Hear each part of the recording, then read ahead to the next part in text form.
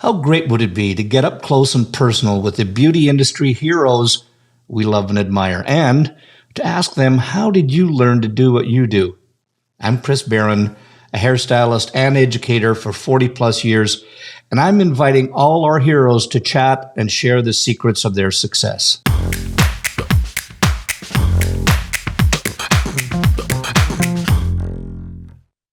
Well, welcome to one more week of Headcases, and this one is a special one for me because I have a good buddy on here who is an icon in the industry eyes, but he's still good friends with me, and I've worked with him lots.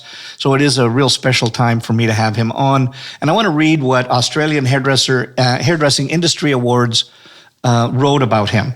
And they said, and I'm using quotation marks right now, one of Australia's quintessential hairdressers with 3 decades experience, rendering his work the archetype of virtuosic skills and creative genres of distinct expertise. Okay, now the general speak is he's a bloody genius, and he does everything, meaning cut, color, etc. He has the ability to mix the commercial with the classics, and his work is absolutely phenomenal. He is the Australian Hairdresser of the Year. He's been 4 times Australian Educator of the Year, 2 times Australian Hair Technician of the Year.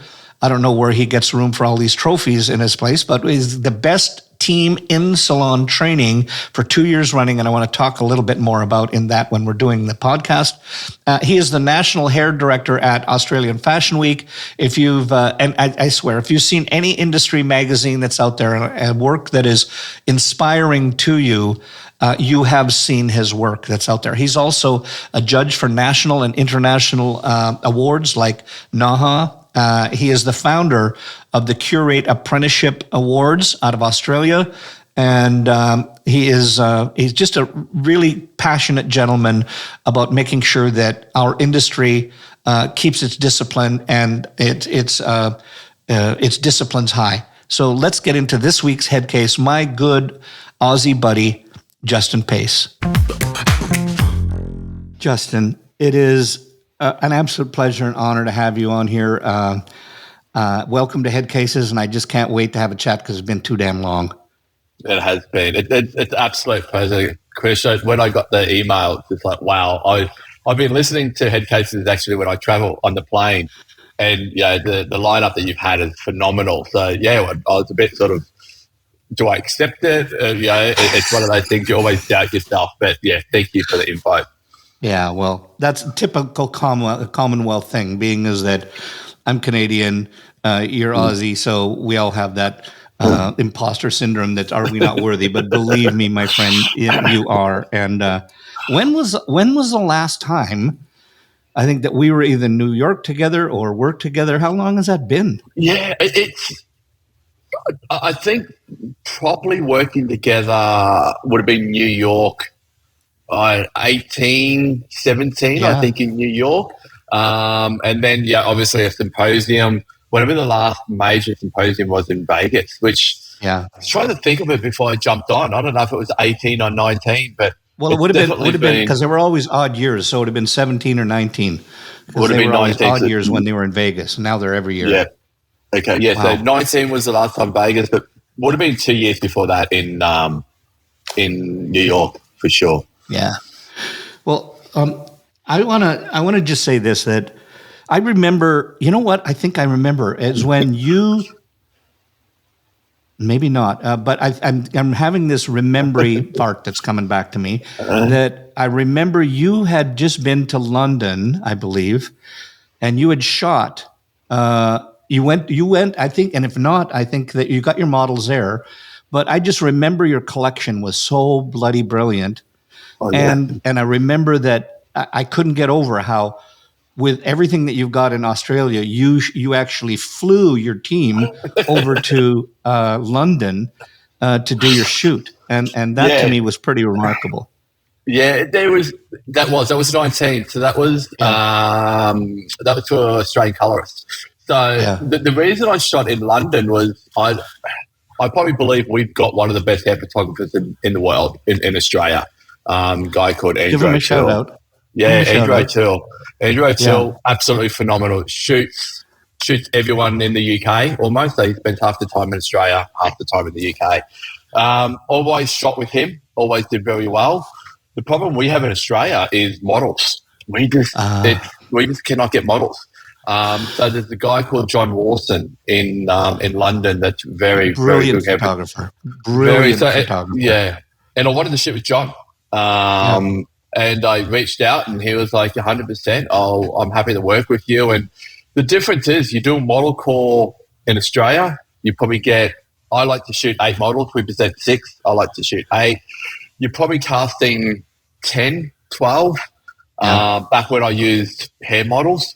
In London, first casting, I think I had about 60. Wow. So just a huge difference. And when it's changed now, but when I was shooting for colorists, we had to use models. We couldn't wear hairpieces and we couldn't use wigs. Got it. So I had to use physical hair for those awards. It's all changed now. You can put hairpieces in now for colorists. Yeah, so and I think that is the point, though, isn't it? And sometimes that, quite frankly, is sometimes people with lesser ethics who told models that they were going to do something, did something completely different, and then it kind of ruined it for the rest of us who have a modicum of ethics, and that you tell the people what you're going to do so they like it at the end rather than just getting a result. But all of that aside, it did kind of ruin it, where now you can get the model, but they've also got to work too. And if you're going to get a good model, they've got to work, and they can't have some of the stuff that you would want to do color-wise. So you have to be able to do this other stuff. And I agree. And the model pool is getting smaller and smaller.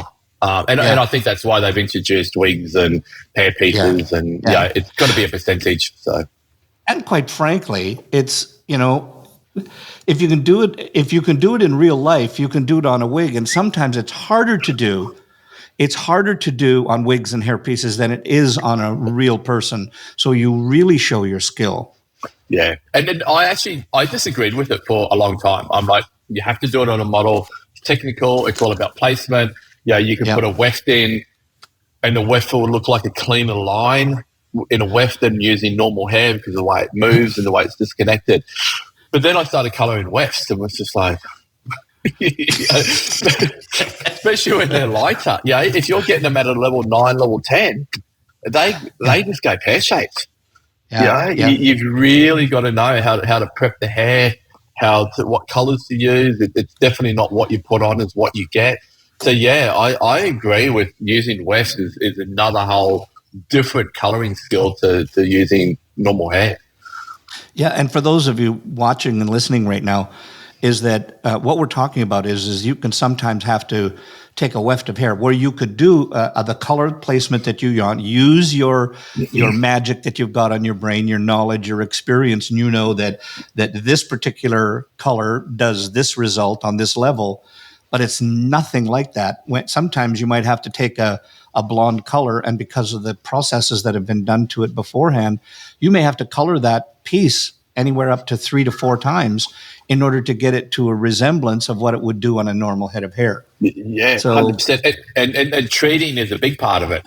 You've got to treat it. You've got to remove the chemicals. You've got to remove everything that's been put onto the hair. Because you've got to think some of this hair is level 2, level 3 when it starts. And you think if that was, I don't know what they do to it. I probably don't want to know what they do to it.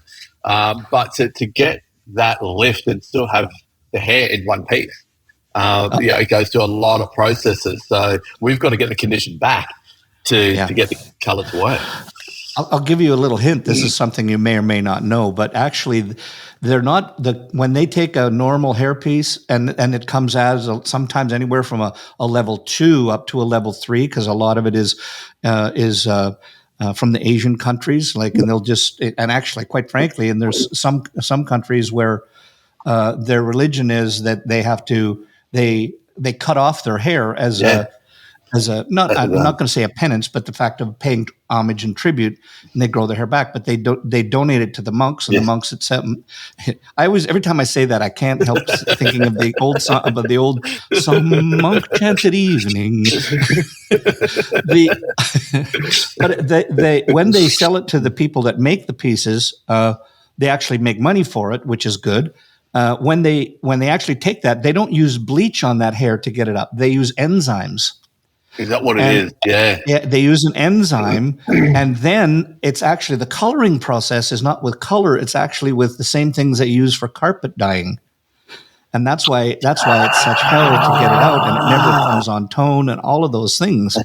So it's really just interesting stuff when you get into it. There's a whole nother world out there. And it's interesting to that because I got a client who makes very beautiful rugs, and he's an Australian international company, but he's got this massive production company over in India. We had a full conversation last haircut on how do you color hair, because he's almost now going to wool, and like you said, from coloring the hair, synthetic, or not synthetic, but the material that he was using before to wool. He's changing a completely different method because he was like, how do you color hair? Because they're just trying to, trying to get the best result. So, it's interesting. Yeah. Well, I know we went down, not a rabbit hole because that was all very interesting, but that based on our experience together. But for people that might not know, and I said in your introduction that if you don't know the name, if you know the work, even though you might not know the name, because when you look through your CV, your bio, and see the work that you've got, and I'm sure that's only because of limited space, you can only limit a number of it, but the amount of magazines that you've been in and your work is absolutely incredible. And I say that as a friend and being truthful. Thanks, but Chris. I think what's really important here is that I always like people to know just their hair story. Like, how did you get into hair? What happened? Was there, did you start in something and end up in hair, or what's your story? I think this is just. I had laughed the other day when you said you either fell into it or you pushed into it. I think you're interviewing Lindsay, and it was a bit of both. Going back when I was really young, I had cancer when I was 2. So I had childhood cancer when I was 2, from 2 to 4. So I actually missed a lot of my early development of just learning. So, I was 2, got diagnosed with kidney cancer, and then got all the, I was all okay by about 4. But because of that, all the chemo, all the radiation, my teeth went rotten. So then I had to get all my teeth ripped out. So then I went into preschool with no teeth. So my hearing was my hearing wasn't playing up, but just all the drugs I had in my body from the chemo. There was some outwax. I had grommets and all of that type of stuff. Had to get hearing tests. So I loved school, but I struggled at school. Yeah, especially when it got through. So I always had, everyone was at school. I loved sport, but lunchtime everyone was going to sport, and I was in with the nuns doing remedial lessons. Absolutely hated it. Number one, I went to a Catholic school, but back then we could get the cane, which I did. And then, I wanted to be out playing footy and doing sort of athletics, and I was stuck in a room doing remedial lessons. So I was fortunate enough through school, had a great bunch of mates, which, 40, 50 years later, we're still friends. And when I got to high school, it was a private school. When I got to high school, I thought to myself, I wanted to be an art teacher or a furniture designer. I knew if I went to university, I wouldn't have came out. I would have just misbehaved, got kicked out, wasted everyone's time. So I knew that wasn't going to be the case. And then I loved making furniture. So then I thought about being a furniture designer, but I got brought up in a town called Mackay, which is probably 80,000 people, really small, tourism and mining. So there wasn't much room or space for furniture design. So I sort of said to Dad, I'm leaving school. And he was like, "You're not leaving school. You get an apprenticeship, and you can leave school." So then back then there was the normal paper every Saturday. I just went and applied for every single job that was in the local paper, and I ended up getting a trial as a hairdresser. Oh, wow. And that was at 16. And at 16, I was grade 11. It was grade 11 at 16, and it was October. I went for a trial, and I got the job. So then I said to Dad, "I'm leaving school. I'm going to be a apprenticeship, a hairdresser." He was all for it. He knew I was creative. I painted. I loved art. I did very well at art. And then he was like, "Well, if you leave, I want you to finish grade 11 because I've got a feeling that you're going to get fired. So if you finish grade 11, if it doesn't work, you come back in grade 12." And I went, I'm wasting your money. You know, you're paying for my fees. I'm wasting your money. I'm going now. So he said, "You can go now, but if you get fired, you're going back to grade 11 and repeating grade 11. So I went, all right. So I did everything to make it work. Everything. Yeah, I was there early. I was there late. Back then, I'm 48 now. So I started at 16. So, I gave it my heart and I loved it. It was, it's probably, I was a 16-year-old working in a salon full of females, in a country town. I absolutely loved it. It was that part of it was fantastic. But then it was also, I loved the craft and I just got sucked in. And then finished my apprenticeship at back then it was 4 years. So, 4-year apprenticeship from 16 to 18. Moved to Brisbane straight away, which is 1,000 kilometres away. Moved to Brisbane, worked from 2000, I was 96 to 2000. Then packed my bags and went to London. So in 2000, went to London, did 2 years over there. Actually took 12 months off. I was at crossroads. I was like, do I still be a hairdresser? Or do I pursue my career of being a builder or getting into the construction field? I wanted to work for Sorby. One of my big dreams was work for Trevor. But I was in London and I wanted to live London. And at that stage, all my friends that I was hairdressing with in Brisbane that came from brands like Fognini's and all of that I was really, really good friends with, they were all working at Mahogany and Sassoons and all those brands, and I seen what dedication they were giving. And I just I wanted to live London. I wanted to sort of, experience what London was about, and I wanted to travel Europe when I was there. So I went into construction. So I worked on a construction site for 12 months. Just as first off as an actual handyman. I was going to say tea and tidy then. But as a handyman, the company I worked for went broke. And I was just in the right place at the right time. Another company came in and bought it over. And then everyone walked off site. So it was like, you're the only person standing. I'm going to put you on as site foreman. You know the job. And I was like, okay, I'll give it a go. And then, I was building. The first place was renovating an old church, which was just a beautiful building in Marlborough, just next to Selvages. Absolutely loved it. And then went into building an old gem factory, building penthouses on top of a gem factory. Travelled Europe, came back to London, realised I really missed hairdressing. So I went and worked for a lady who worked for Trevor Sorby, just in a really, really small salon, right in Tottenham, just behind Tottenham Court.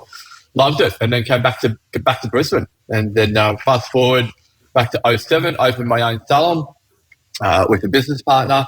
Then we separated in 2019, 2020, just before COVID.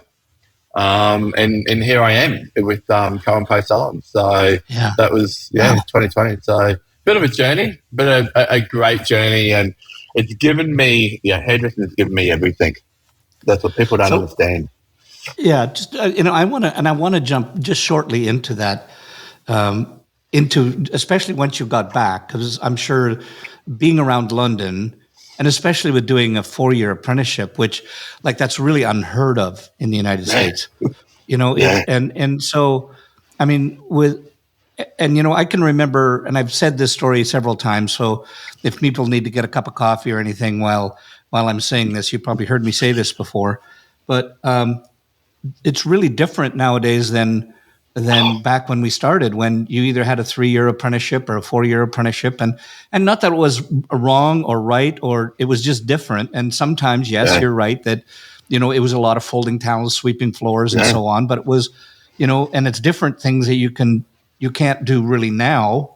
I don't know, at least that people aren't going for it in the US, is that you would have nighttime was when all your training happened. So you would work all day, and then you would have to do trainings in the evening where you have to find models and come and do models and then get critiqued and so on. But it made you who you are and gave you the disciplines. So, and I mean this with all due respect right now, because I know you've traveled the world. And and I remember that going to Australia the first time to do a show, it scared the hell out of me. Because, I mean, it's one thing, you know, and I don't say one thing to do it in a North American country or in Latin America or wherever, but the Aussies are just, pardon my language, but they're kick-ass when it comes to trend and the movement that they have and how people are receptive to cutting and coloring. Give me your, what's your kind of vibe on that? Like, why is that? What's the vibe that you see from traveling the world and the differences in Australia? What's the Australian hair scene like? Yeah, it's tough. Like it's. I think we had some really, really key hairdressers, especially in the 80s, 70s and 80s, that, you know, you got to think back then we didn't have internet. Yeah. So, you know, and we're so far away. And I think the biggest thing, I see this, and the same, I don't know if it's because I was brought up this way. When you're brought up in the country, you always want to move to the city to be better. You always want to grow. If you're that type of person, you're always looking at what's above, what's next. And I think Australia, like you were saying before with Canada, I think Australia's got a little bit of that attitude as well. Is, you know, it's not even I've made it in Australia. How can I get better? So, you know, straight away we look at probably, you know, America and the UK, and even though the standard in both countries are very high, UK just does it different to what US does. And, you know, we're all brought up probably, are you sassoons or are you Tony and Guy?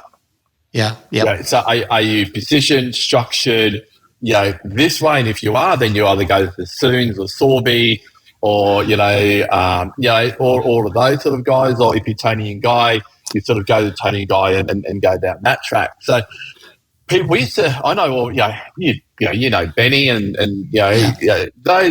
those people just traveled the world to make themselves better. And I think because of that, they came back. And because we're a little island in the middle of nowhere, the young ones couldn't travel that much. So you had these leaders that were building really strong hairdressers. Yeah. And then those hairdressers were bred to understand, and I heard this on one of your other podcasts, and I'm absolutely a believer in this. I think we need to build the history back in hairdressing. And bingo. Because we were brought up with who was Sassoons, who was Sorby, who was Christopher. You know, who are these people that built the industry to understand what structure is? And I still think Australia's got some of that. I tell you now, if I ask my apprentices who Fidel Sassoon is or Trevor Sorby, they'll probably look at me sideways. And it's a debate that we're having at the moment. I am going to next training program introduce the history of the world hairdressing, because I think it's really, really important. So I just think we've got that almost syndrome that we have to be better. So we travel, we do courses. Competition scene over here is still really big. It's going through a bit of a wave at the moment. So I think people still want to win them, and people still want to not even win, go through the process. And we've just had some great leaders that are very disciplined. And we still pretty strong with disciplined in this country. With it's still a 3-year apprenticeship. So we still do a 3-year apprenticeship. There is training skills. We do have tapes, but our main core is still working the salon for 3 years, and you're doing apprenticeship and you're learning. Yeah, yeah. It's interesting. I want to jump back to something that I think that you said was really important, was that, I'm sure that you can go back. It's our era remembers. We remember Sassoon. We remember Tony, all the things that Tony and Guy did, Irvin and Rita Rusk, and all the people, the greats that came, that really, they set the standards for Sassoons and so on. And that was our era. All the people before that, I mean, they changed and revolutionized everything, but they had Teasy Weezy before that. They had, Mr. French. They had all those people that they looked at beforehand, and they just shifted it. So every era has somebody that came before them that changed it. And what I love about what you're saying is that I think that even in schools, they should be teaching that whether it's in an apprenticeship program, in the schools that you go to beforehand, if you have that, they should be teaching that. So people, not so that you idolize those people. And I think that we're both clear on that, but it's so you know where things came from. Like right now, if somebody came out with a wedge again, as has been happening probably like 10 times for those of us that have been around. I mean, I'm in my coming into Firefly. The Firefly. They were all of those things were similar. But if they come out with them now, everybody would go, "Oh, that's really cool," but they wouldn't know that it was been done before. Yeah. And and I'm not saying that there's not new things, but you've got to know the history of wherever it came from. The same as art, the same as construction, the same as anything else. You got to know who are the people that came up with this first. And I'm a massive believer in fundamentals. I build my brand and I build what I'm about fundamentals, and they never change. Right. Even in engineering, and you've got the fundamentals that's the structure. That when you watch the History Channel, I love watching that in construction and history.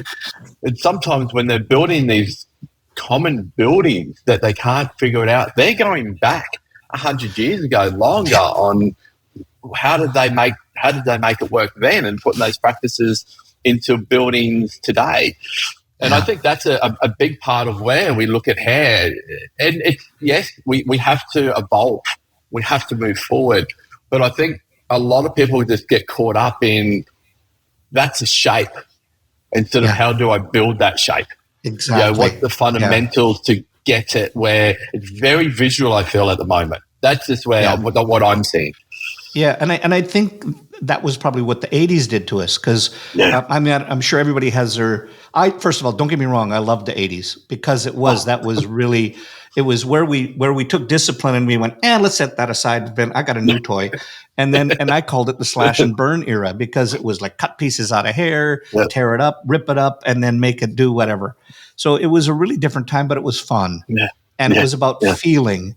But the thing is that you learned discipline, but you could still, with discipline, and have feeling added to it. It's just like I'm trying to remember the name. Picasso, I would believe, that said you have to know the rules. You have to know the rules like an artist. Like you have to know the rules like a pro, so you can break them like an artist. And I think that's what it always comes down to, is that for those of us that had all that discipline, when something comes in that's fresh and new, and say that maybe you haven't seen it before, or you've seen it a different way, when you understand the principles, you could know how to break it down and recreate it, instead of it treating like something that's a brand new technique that you have to go and learn how to do. Yeah. You definitely, and that's one thing when I'm working on classes, and I always say, if you break a rule, you have to know why, so you can fix it. Yeah. Yeah. Because if you can't fix it, why break it? Yeah. Exactly. But that's where we're in a creative industry. We are always going to have people that want to be creative, and to be creative, most of the time you've got to break a rule. Yeah, as you should. Yeah, and you don't have to break the rule, but that's the rebelness in us creatives, that we break it thinking we're cool, and then but that's how we get the look sometimes. Yeah. And it's also, and I don't think we stress this enough, is that sometimes if you break a rule and it works, That's called evolution, and you can do something with it. But if you break the rule, and it's a screw up. Well, then that's a mistake, and you go, okay, good, I don't do it again, and that's called experience. So well, what have you? Yeah. Well, what have you learned from that? And I know you and I have been a massive big believer in we have to make mistakes, and I definitely would not be here today at all with the amount of absolute F-ups that I've done in just learning the process of getting to the next. Yeah, and if I've got somewhere and I haven't if I haven't made a mistake or stuffed something up, I haven't pushed myself hard enough. So I actually keep doing it until I know, okay, that hasn't worked, that's worked. Okay, awesome. I can now move forward on that because I know I've pushed it that many times where it hasn't worked, and now I've got it to work. I can now move forward on that. I think that's really important as hairdressers or anyone. We have to get outside of that comfort zone, and we sometimes have to break rules to do that. Yeah, it's just, and it's sometimes in invention. I'm going to give an example that, I didn't come up with it. It's been said 1,000 times, but I think it applies here. When they asked Edison why, when he invented the light bulb, and they said, they said, well, what was it like to make 1,000 mistakes before you actually made the light bulb? And he said, well, I didn't make 1,000, because this had to do when he was trying to find the filament inside the light bulb to make it glowing. Yeah. And he said, I can tell you, I didn't make 1,000 mistakes, but I can tell you 990 things that won't light up a light bulb. So, and I think that's the in our society that we have right now, and I'm not going to attribute to any of it, and I'm not going to say that we didn't have it when we were youths, etc. And I'm not going to be that old man with the gray beard looking out my window going, "Get off my lawn!" But I do think that sometimes we put the fear of God into people, and I blame that partially on our school system, not on teachers, but on our school system. That it's about we take that wonder out of people, but they're so afraid to do anything that they won't make a mistake. And I think, to me, I think that's sad. I seen a great video yesterday on I'm not on TikTok, so it was on Instagram, and it was exactly that. We've been brought up with fear, and they actually had a group of kindergarten kids put in a room full of snakes. Yeah.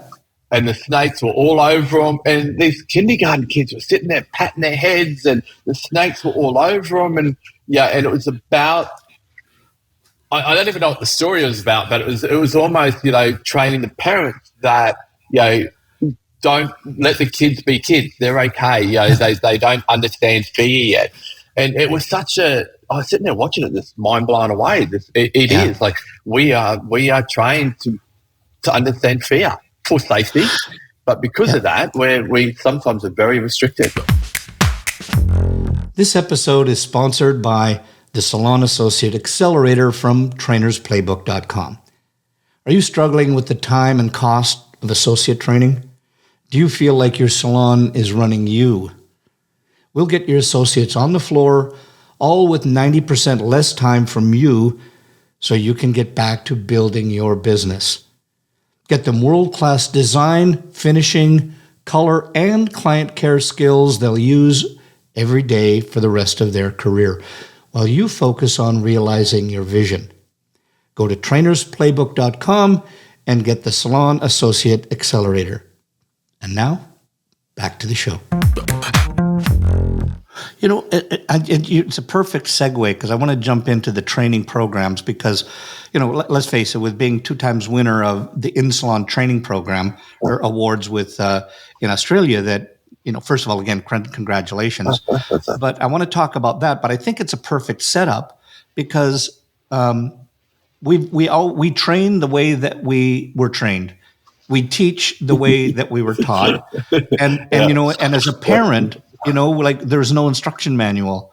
So what we're talking about, letting them play with snakes, etc. I mean, to some, they might go on, do we want to define what kind of snakes those were? But the reality is this, is that if a kid, I can remember, and I don't know where it came from, I have an absolute phobia about spiders. And you can imagine when I went over to Australia what that did to me. And I looked out the windows and saw spiders that body was the size of my fist. However, there had to be somewhere along the line where maybe I had a spider in my hand and maybe it was poisonous, maybe it was not. And somebody went, no. And then immediately my response is, oh, that's a bad thing. Now I should be afraid because somebody said that implied I could get hurt. Now, I want to jump that back because we probably did that to our kids. And one of my kids is listening right now. He's producing the show. And I probably have laid some heavy stuff on him along the way. But nonetheless, in our training programs, like I want to jump into, because I think so sometimes because of that, as a trainer, we can really mess up our trainings where people don't want to learn. So I want to just jump back in and to think, first of all, is when you've been into the US, et cetera, have you noticed anything? What's the big differences that you've noticed in either, hiring processes, training processes, et cetera, and you see between the two countries or just as an overall general in the world? Yeah, I think the setup probably different in Australia. We still have a 3-year apprenticeship. It's 3 years now, so we have a 3-year apprenticeship. And the skills they're there. Like we have a 3-year apprenticeship where you have to come into work every day, work in the salon. But for government regulations and to be signed off by the government to get your certificate, you then still have to do TAFE. So I'm fortunate enough. I work with Queensland TAFE, which is our government body. They come to us once every 3 weeks, 4 weeks, spend probably 2 hours with our apprentices, go through the technical stuff that they have to know to be signed off. But within the salon, I've got my own training program. Now, we have a school where you can go and pay X amount of money, do a 12-month program. After that 12-month program, you come out as what we class as a level 2, where you go back into the salon and you then just have to complete your time within the salon to get signed off to be salon ready. Yep. So I feel that's probably more like the US because you go to school for a period of time, don't you, and then go into a salon. But are you already signed off when you go into the salon, or do you still have to do salon time? Yeah, no. Generally, I mean, there's two kind of formats that you have here, and it's really different because you have one governing body over all of Australia. I'm assuming. We have 49 states here in the U.S. Every state has different regulations. And some will say you have to go to school, and some can say you might be able to go to and do an apprenticeship, and in other words, being trained in the salon. Okay. So, but generally, and maybe this is a great segue to go there, is to find out what we're finding here in the U.S. At least with my conversations that I've had with a myriad of, I don't know what the word myriad is, but I try to make my sound really like I'm very knowledgeable and intellectual. There's a lot of people that I've talked to that have, they just said that there is a staffing issue that we have here simply because of the youth. Get off my lawn. The youth, they don't want to spend 6 months, a year, sweeping. And part of it is this whole, I believe, just my opinion, not based on fact or anything else. But I think it has to do with, listen, if I can go to McDonald's and work and get $17 an hour, why do I want to apprenticeship for whatever portion less than that, have to do a year of that? And I mean, there's a whole bunch of other reasons. Number one, if you go to work at McDonald's, that is your salary you're going to have for the rest of your life. Whereas you can build up in our industry, you can make anything you want, but that's my plug for our industry. But that's created a problem here. And do you have that problem? Yeah, staffing issues are issues. Yeah, staffing issues is we're massively. That's what's holding us back at the moment. Growing is staffing, and I think the whole model of hairdressing in Australia has changed from the really really big salons coming back more into boutique. We've got a couple of problems. And so this is my opinion. But there's what I believe in and what I see is we're now. A couple of things. We're not getting apprentices applying at a younger age. So we have a rule here as well, is with apprentices under 21, you get paid X amount of money. Over 21, you get paid a lot more. So it's actually $10 an hour if you're over 21. So what we're finding is from 16 to 21, we're not getting many people apply. Yeah. What we're tapping into in that market is we do a school-based apprenticeship here.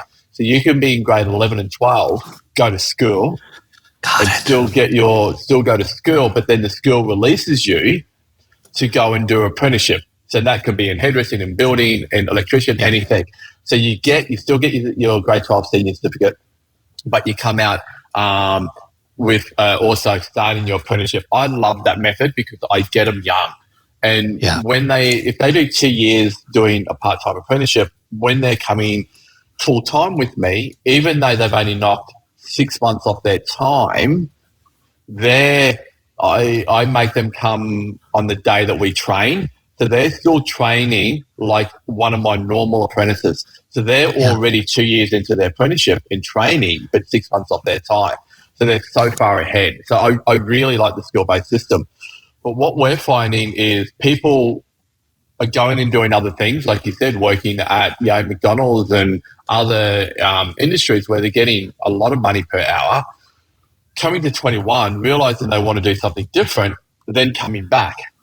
But what that's doing is putting a massive wage load on the salon to go, well, it's only it's $4 difference from a first year to a senior when they're over 21. Wow.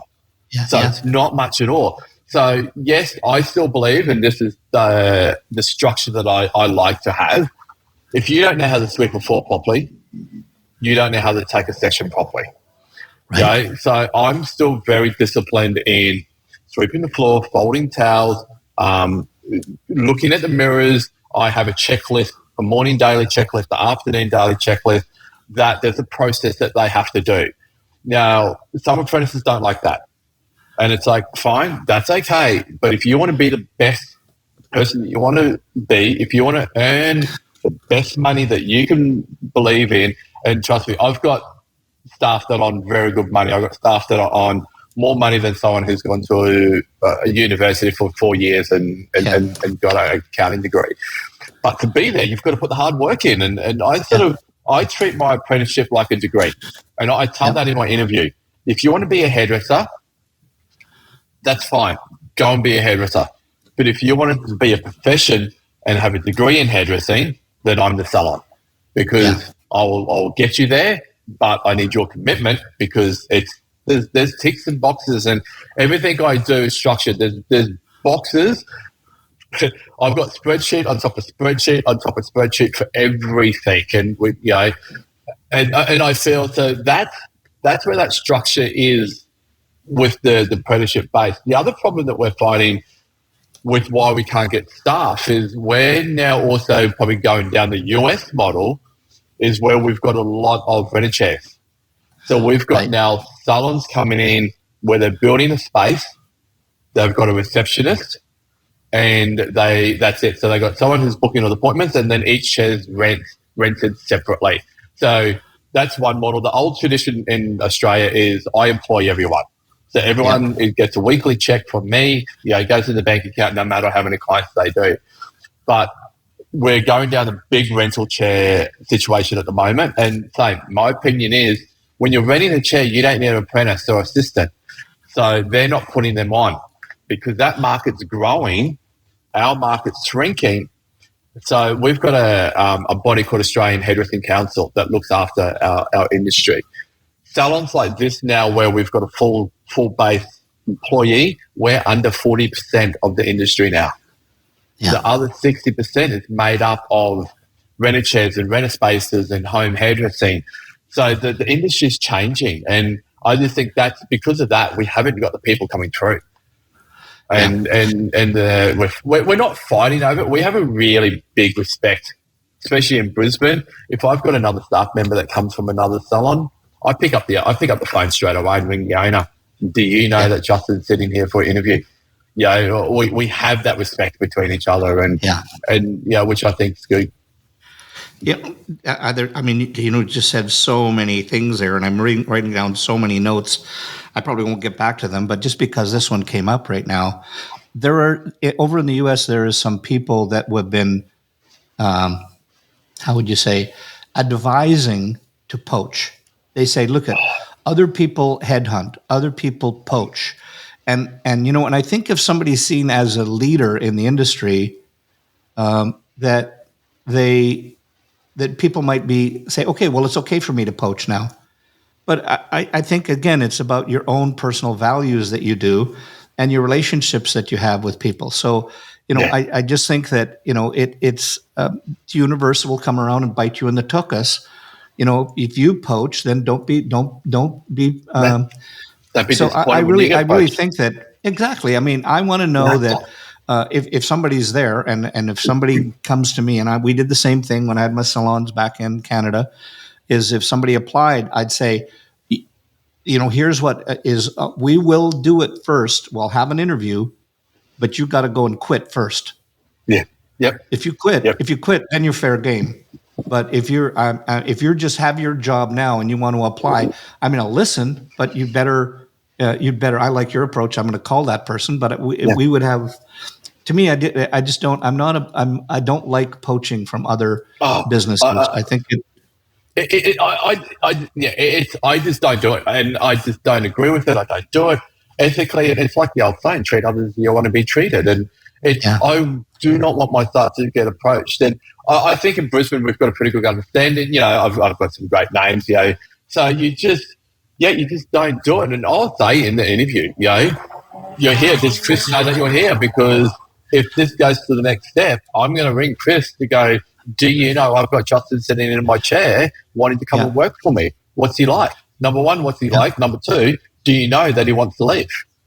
You know, do you want to have an opportunity first before I put him on to have a chat and to change any situations that are happening at work?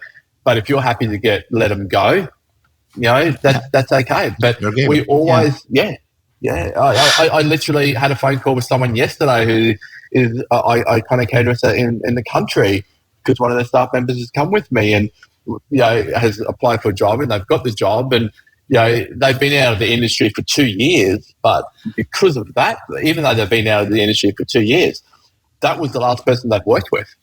So out of respect, it was like, you know, this person's coming back into the industry.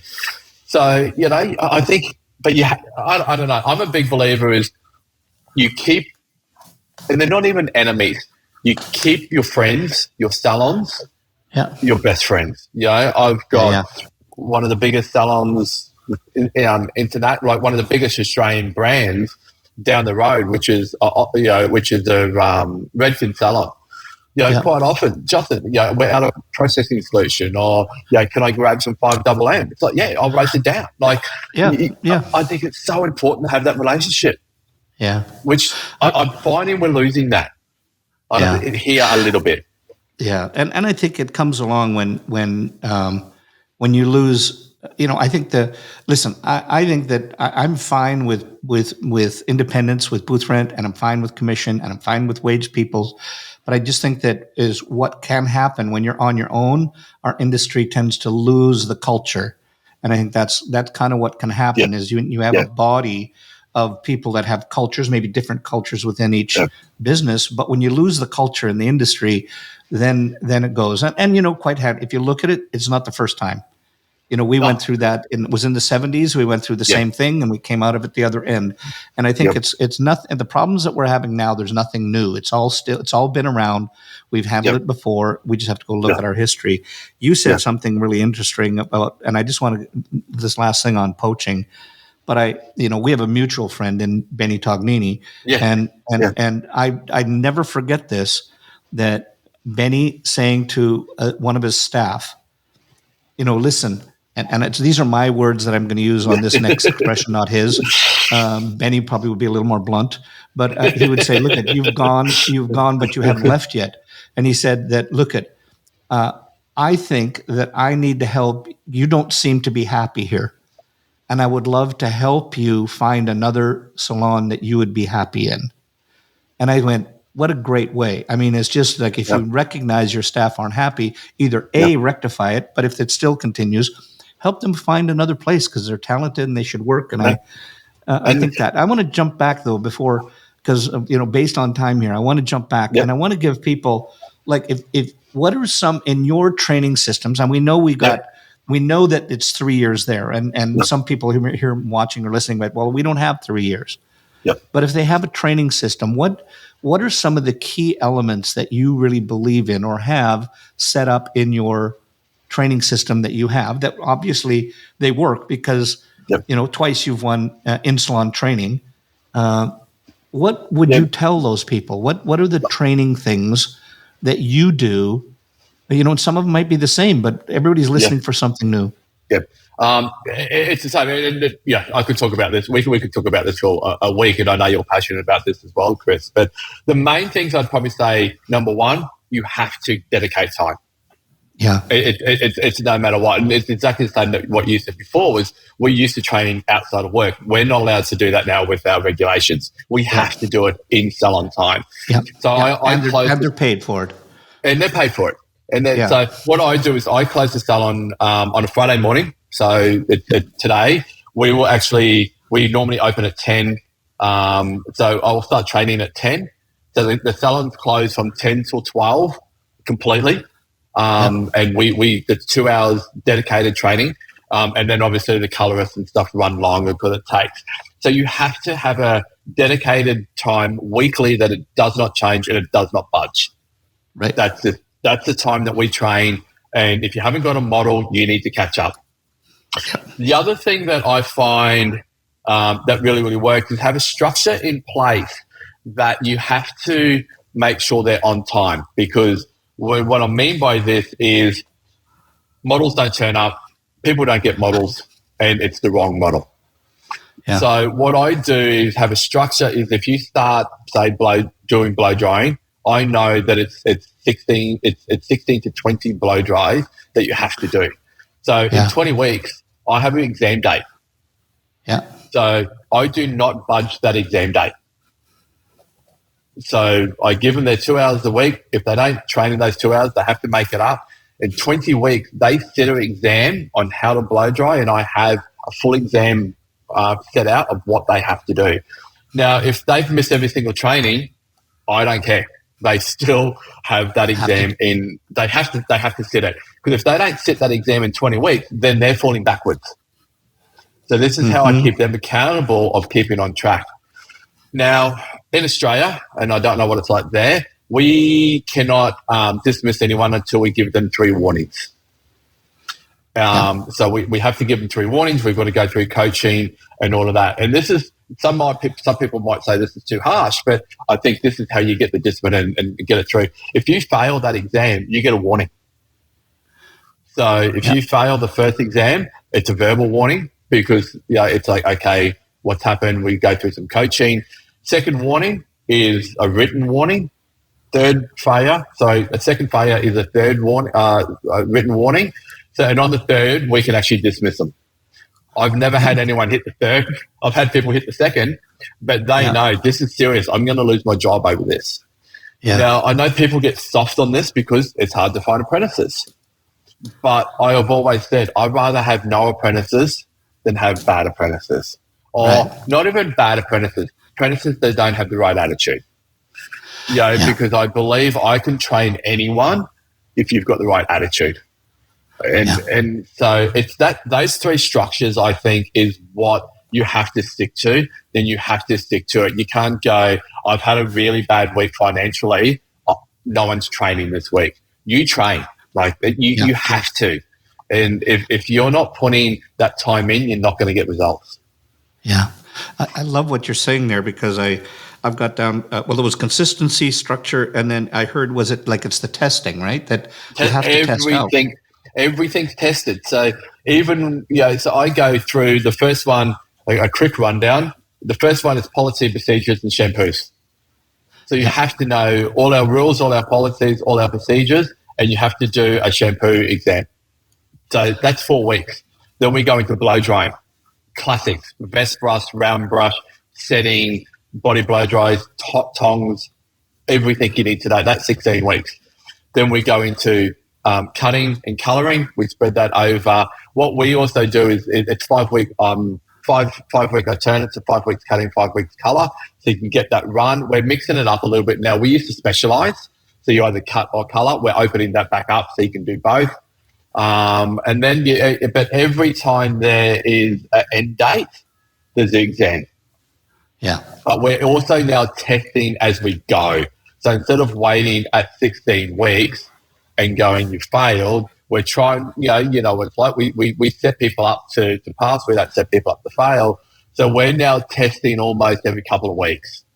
I might just go, I feel you're at that level. We're going to do a little mini exam. It doesn't mean anything, but I just want to see if you're at the standard that you're doing. So we're constantly, doing many tests and making sure they're at the level that they should be before it gets too late.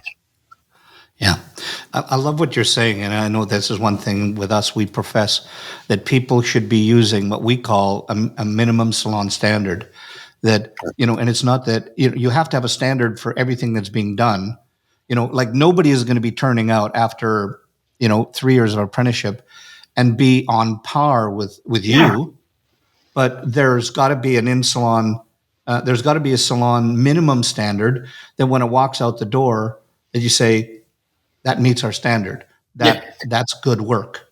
Yes. And I love that. Yeah. They're not allowed to touch a client until they've passed that level. Yeah. So now in all disciplines or in that discipline? In that discipline. So if it's shampooing, so they have to pass the shampoo exam before they are allowed to shampoo. They have to pass the blow dry exam before they can blow dry. And we could be thinking in the salon. So we could have blow dries lined up. We could have, if they haven't passed that exam, I'm not letting them blow dry. Like that's the and it's the same. Like we have the TAFE standard and the Queensland standard that we have to obey by. But that's just a tick and flick box to get a piece of paper. Depending on your level of salons, and this is where I think this is transferable. Because your salon standard could be different to my salon standard. Exactly. So, you just pick what your salon standard is. It doesn't have to be up here. There's different models within the industry. You just pick your salon standard and make sure that your assistant or your colleague is at that standard before you let them touch hair. And that's how you keep with consistency then. I just have to say this, like I told you at the very beginning, and for everybody watching and listening right now, we always have a little bit of a chat before we go on. Yeah. And I was telling Justin just before we went on, look, I've got a whole bunch of questions on here. Oh, we're lucky if we get through half of them. And I think we got through 3. So all I want to say is just make sure you comment, get a hold of us if you want to hear more of Justin, because I know that this guy has so much information. Just comment on us and wherever. I mean, my team runs this, so I don't even know if you can comment on this, but just send us a note. If you want to hear more of him, we come back. But we're at that rapid fire stuff that we've got right now. So, and just first thing that comes out of the top of your head on these number of questions. Okay. What turns you on in the creative process? Oh, great. What turns me on in the creative process?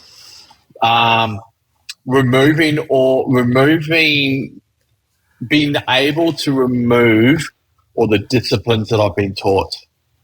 Oh, interesting. So, I think the hardest thing is we get caught up in our heads too much the older we get. So to be able to remove them and be a child again is, I love it when I can get my headspace there. Yeah, I love it. Just being childlike in the process. Yeah. Okay. So what stifles the creative process for you? Overthinking. What thing in life in general, that do you love the most? Oh, what do I love in my life? I think just being positive, and it's a hard thing to be. It's a very hard thing to be in these days, but we're here. We've got things around. It's always look at the positive things of life. Yeah. Roger Molina. I was talking to Roger Molina one time, and we were talking. I can't remember what we were talking about, and whether it had something to do with being in a relationship with one another. And he said to me, brother, we're breathing the same air right now. So of course I like what you're saying and what you're doing. I just thought that was brilliant. So what in life in general, what do you dislike the most? Negativity.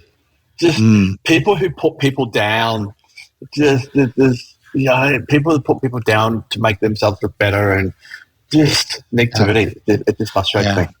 Yeah, that's just jealousy rearing its head. I see. Yeah. In our industry, what do you love the most? The opportunities that it can give you. You know, I was a person who left school that's traveled the world and got paid for it. So I think people underestimate what this industry can give you. Yeah, agreed. And in the industry, what do you dislike the most about it? The internal competitions, that's negative. Oh, yeah. Yeah, there you go. Person that you admire the most? Ooh, great question. I'd probably have to say my father. Oh. He's just a massive, massive mentor in me growing up and helping me where I am today. Just, a hardworking man. And I think that's what, I've picked up a lot from him. Yeah. Is he still with us? Yeah, he is. He is. You make sure to pick up the phone. Pick up the phone and tell him that. Yeah, I quite often. I talk to him. I'm sure you do. Yeah, no, he's a big part. Now, this is an interesting one. Your most prized possession?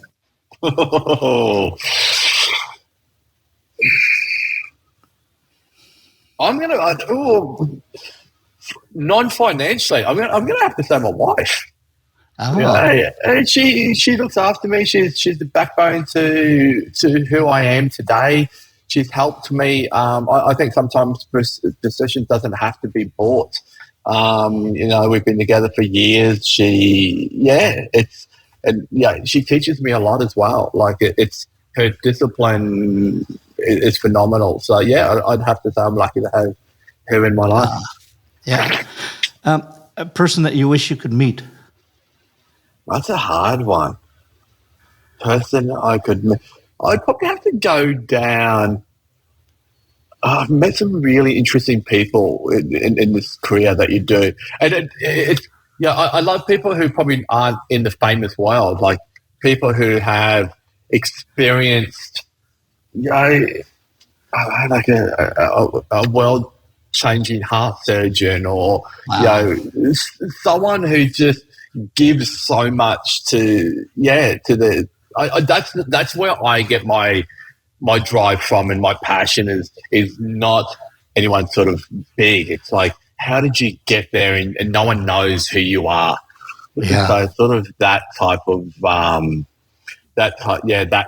person. So I probably couldn't name a person, but that type of person. I love it. Something that people don't know about you. Probably said it before. Worked in London on construction for 12 months. Interesting. I love that. I would have never guessed that in a million years. A month off. Didn't have to do hair. Where would you go? What would you do? Month off. Definitely leave here. Go to my favorite country. Go to my favorite country, Japan. Eat their food, buy their clothes. Definitely go back to London. It's a second home to me. Via New York, I love that place, and then finish up on a remote island to charge my batteries before I come back to work. Yeah, there you go. A thing that terrifies you.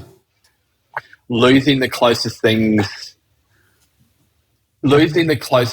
to me, like my wife, my dad, my mum, that sort of type of stuff. Yeah. Favorite curse word? I do walk around the house when I'm frustrated going, so it starts with F and finishes in K. And then I normally add a couple of other words behind that, depending on how frustrated I am. And it can be used in so many different ways as well. There's multiple different words that can go behind that I won't say. Your favorite comfort food? Japanese. Oh, something in the industry I love Japanese food. I have to tell you when we're on next, I will tell you the story about them asking me if I loved clams, and I said I love clams, and then being as I said it, I don't want to be hanging. They brought out this clam that was about 1.5 feet wide, and covered it in salt and seaweed, and did it on the hibachi grill. And I got the green part, and it was paid for by a major company. So when I said I loved it, I had to eat everything that they put on my plate while I was slightly gagging. But I do love Japanese food.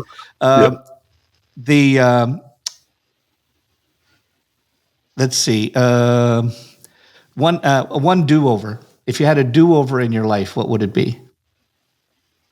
Go back and work for Trevor Sorby.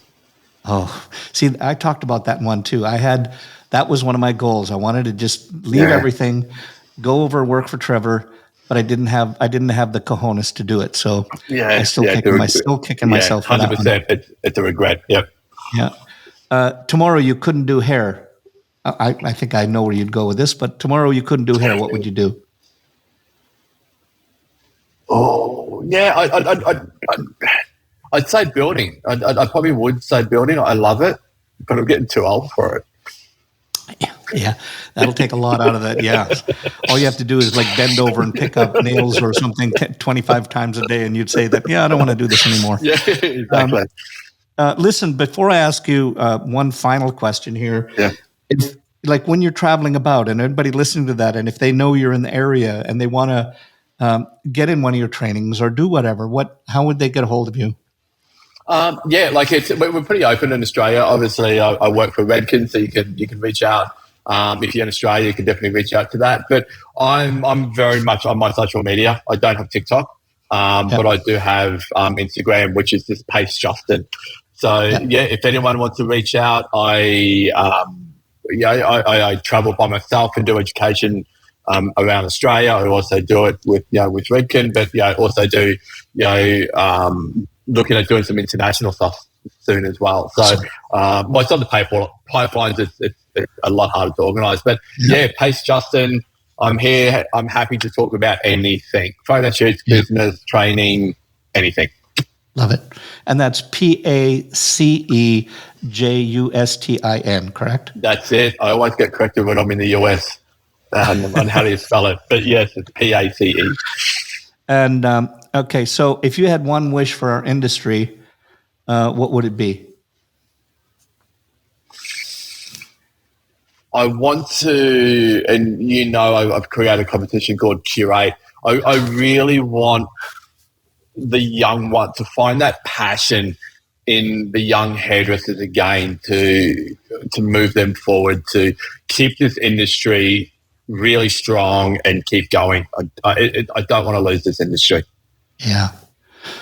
No, I agree. And just for people that are listening to it right now, you should probably go on. They've got a Curate Awards, and that you should probably check out. But it is more mainly for the Australian hairdressers, et cetera. Yes, it's not currently it's not a worldwide one. It's just basically out of Australia.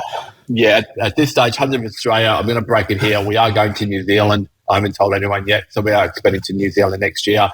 It's only for Australian apprentices. So the whole idea about it is building our apprentices, giving them the motivation and the passion, so they're not folding towels and sweeping floors. Yes, they're doing that on a discipline in the salon, but I've created a platform that they can be as creative as they want, get their work in front of amazing people like yourself, and to build that passion again in what I had as an apprentice. Yeah. And so I take my hat off to you that, but I just is really, it's really, and I think it's something that should be done over here in America as well, to give people their in line. I mean, a lot of people have the awards for the newcomers, et cetera. But I love yours, how you have to do something, walk them through the full process of what they have to do. They have to do a video on why they should get the awards, et cetera. And I think that it's not just about just producing an image, and you have to prove and show that you've done it on your own and somebody else hasn't done it for you. And I'm not implying anything with that statement about any other award. But listen, Justin, God, I miss you, brother. And Yeah. it's been such a pleasure having you on here. And you know what? We just got to continue this more often, just even if it's just a 100%. Zoom call between you and I. And I must say, 100%. I've got to have you on again because I got so Yeah. much stuff I have to. I don't want to waste these questions, so that's the only reason I want you on again. Yeah, no, But I'm 100% happy. and I'd love it. But so here's what, for those of you watching and listening right now, is if you can just on your platform, if you like what's going on and you like the format we have here, if you just if you go onto the platforms, and I realize this is a begging situation, so I bet I won't do it with a whiny voice. If you can just give us 5 stars or whatever, just so we get more people watching, and it would be awesome. And so I want to say thank you. And Justin, one more time. You're a true friend and a true patriot for our industry. And I just want to say thank you for being on board here with us at Headcases. Thank you so much for the invitation, Chris. It's I'm blown away to be able to share, what you've taught me, and what other people have taught me in this industry. So thank you for having me. No, pleasure. Cheers.